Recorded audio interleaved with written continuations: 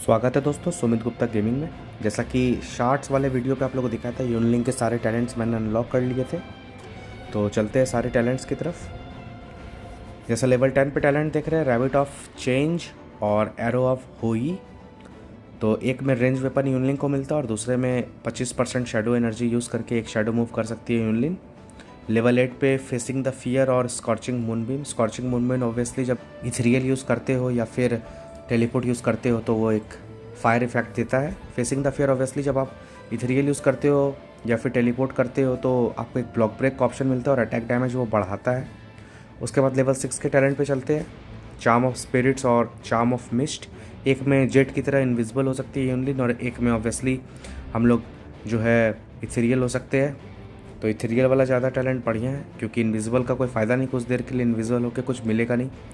Moonlight Sonata है और Twilight echoes है। ट्वाइलाइट एकोज में ऑब्वियसली डैमेज बढ़ता है आपका, और मूनलाइट सोनाटा में आप जो शेडो बर्न हो या हीलिंग का जो क्वांटिटी हो वो ज़्यादा मिलेगा। और लेवल 2 का टैलेंट ऑब्वियसली एक हीलिंग के लिए और एक शेडो बर्न के लिए है। हीलिंग वाला ज़्यादा बेनिफिशियल है दोस्तों। चलते हैं गेम प्लेस की तरफ। इस गेम प्ले में जैसा आप लोग देख रहे हैं सारे राइट साइड के टैलेंट्स है। फेसिंग द फियर और जो ह्यूई टैलेंट है रेंज वेपन वाला वो मैंने लिया है।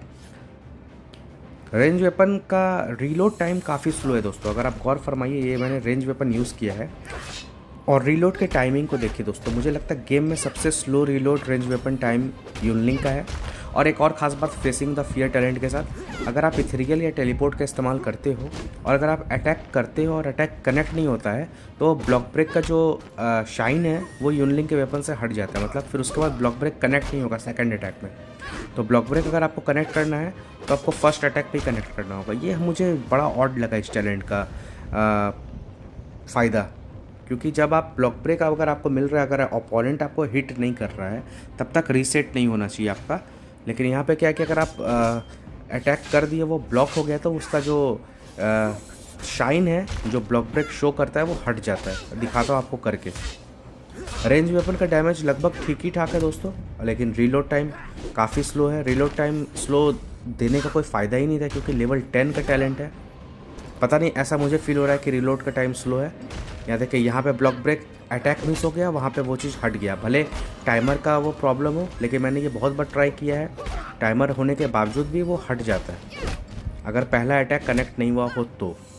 यहाँ पर रेंज वेपन हेल्थ रिजनरेशन जैसा आप लोग देख रहे हैं काफ़ी ज़बरदस्त है यूनलिंक का।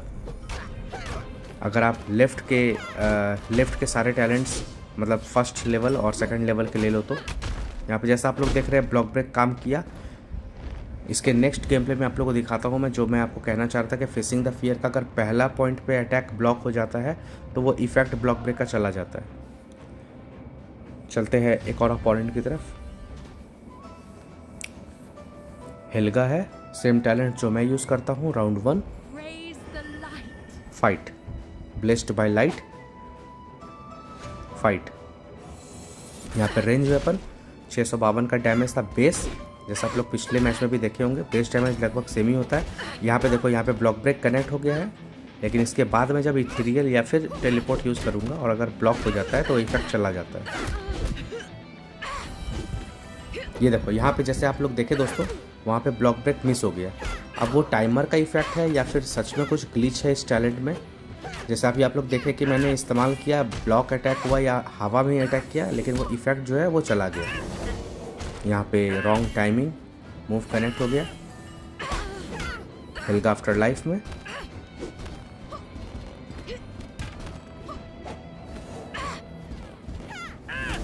यूनलिंक के साथ आप दो ही चीज़ कर सकते हो दोस्तों। स्टन करने के बाद या तो आप हेल्थ रिजनरेट कर सकते हो, ग्रैब कर सकते हो, नहीं तो उसके अलावा यूनलिंक के पास इथेरियल और टेलीपोर्ट के अलावा कुछ भी नहीं है। चलते अगले राउंड की तरफ। और जो लेफ्ट साइड के सारे टैलेंट्स जैसा आप लोग देख रहे हैं, स्पेशली फेसिंग द फियर और वो जो रेंज वेपन है, आप लोग मुझे बताओ रेंज वेपन का रीलोड टाइम आप लोग को सही लग रहा है क्या, या मुझे फील हो रहा है कि काफ़ी स्लो है।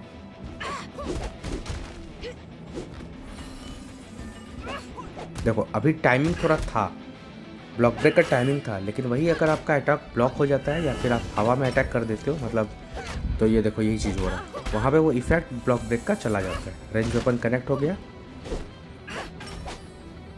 ये देखो यहाँ पे अभी आप लोग जैसा नोटिस किए दोस्तों, हवा में अटैक हुआ और इफेक्ट चला गया, यहाँ पे कनेक्ट हो गया क्योंकि ऑब्वियसली वो नज़दीक थी एल्गा। तो मुझे लगता है ये अटैक जब तक अपोनेंट रीसेट ना करे अटैक करके तब तक रहना चाहिए।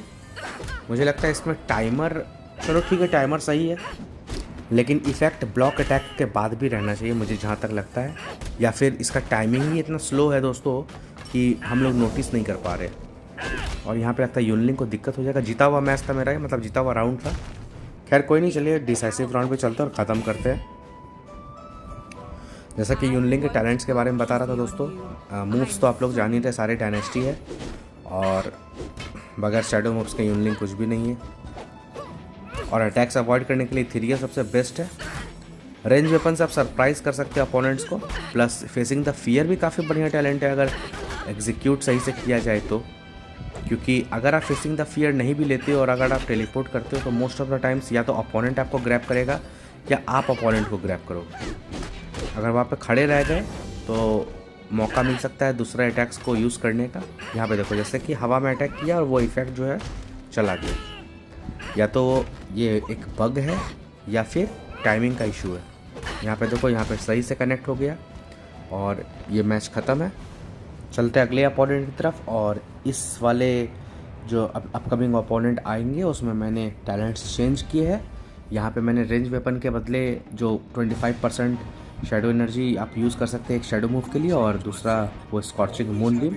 अगर आप टेलीपोर्ट और इथेरियल यूज़ करते हो तो आपको फायर इफेक्ट अपोनेंट को मिलेगा सक्सेसफुली, अगर उस रे में रहता है अपोनेंट तो। यहाँ पे जैसा आप लोग देखें टेलीपोर्ट यूज़ करने के बाद सक्सेसफुली ग्रैब किया हम लोगों ने, और स्कॉर्चिंग मून बीम का अपना फ़ायदा भी है दोस्तों। ये देखिए फायर इफेक्ट, अच्छा बर्न का रेशियो है इसका भी, मैगमेरियन जैसा ही है, लेकिन टाइमिंग काफ़ी ज़्यादा है। और जो सेकंड लेवल का टैलेंट है जिसमें आपका जो इफेक्टिवनेस बढ़ जाता है, वो इफेक्टिवनेस जो है आपका ये इसका ड्यूरेशन को भी इंक्रीज़ करता है। तो अगर आप इथेरियल और इथेरियल और टेलीपोर्ट अगर आप कॉर्नर में यूज़ करते हो तो अपोनेंट को अच्छा फायर इफेक्ट मिलता है। चलते हैं नेक्स्ट राउंड की तरफ, फटाफट ख़त्म करते हैं इसको। अपोनेंट हमारा मैक्स लेवल का है, मार्कस है, फाइट।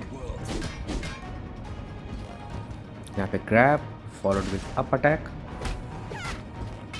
यहाँ पे हम लोगों ने टेलीपोर्ट किया, टेलीपोर्ट करने के बाद ग्रैब हो गए। स्कॉर्चिंग मून का फ़ायदा आप लोग देख रहे हैं। मुझे लगता है यूनिंग के लिए सबसे बेस्ट टैलेंट ये है दोस्तों, लेफ्ट साइड के 3 जिसमें आप हीलिंग ले सकते हो। उसके बाद जब आप इफेक्टिवनेस शैडो एनर्जी या शैडो मूव्स के बढ़ा सकते हो। थर्ड लेवल ऑब्वियसली इथेरियल जो आपको सेव करता है काफ़ी मोमेंट पे। और फोर्थ लेवल का talent obviously scorching moon beam ज़्यादा सही रहेगा, क्योंकि फेसिंग द फियर आप लोग देखिए उतना इफेक्टिव नहीं है, क्योंकि मोस्ट ऑफ द टाइम्स आप ग्रैब कर सकते हो अपोनेंट को या अपोनेंट अवॉइड भी कर सकता है आपके अटैक्स। और fifth level talent range vapour मुझे उतना खास नहीं लगा दोस्तों।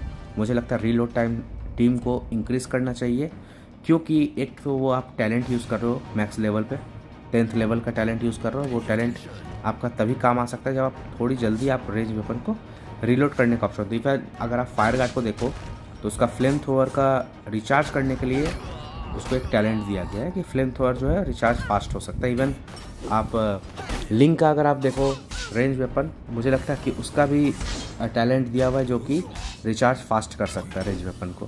तो यहाँ पे यूनलिंग का 10th लेवल का टैलेंट है जो कि आप स्लो यूज़ कर सकते हो। नेक्स्ट अपोनेंट अक्ष, लिंग है मैक्स लेवल का।